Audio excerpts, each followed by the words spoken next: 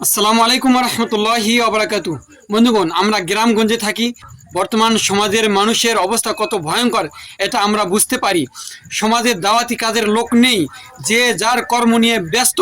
সমাজের মানুষ দেখতে পাচ্ছি চোখের সামনে, তারা ওযু করতে জানে না, তারা গোসল করতে জানে না, পবিত্রতা অর্জন করতে জানে না, সূরা ফাতিহা পড়তে পারে না। একটা উদাহরণ, একটা দৃষ্টান্ত আজকে আপনাদের দেখাই, দেখুন। আসসালামু আলাইকুম রহমতুল্লাহি আবরাকাতুহু। বন্ধুগণ, অনেক দূর এই ছেলের বাড়ি, আমার কাছে কাজ করার জন্য এই ছেলেটা আসছে। তো আমি ছেলেকে বলছি, ভাই চলো সালাত আদায় করে আসি। তো ভাই বলছে যে আমি তো পেশাব করে পানি নেই না।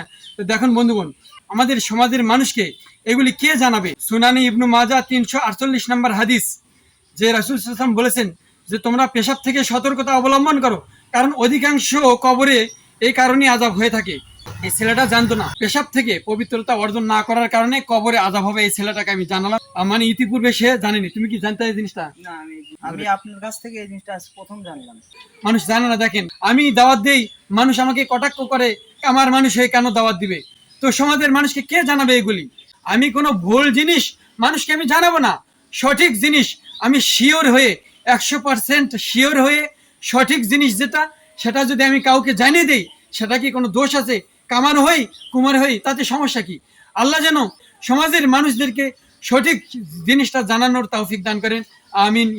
বন্ধুগণ, পবিত্র কোরআন এবং সহিহ হাদিসের বাণী প্রচারের কাজে সহযোগিতা করতে আমার এই পেজটি অবশ্যই ফলো দিবেন ইনশাআল্লাহুল আজিজ।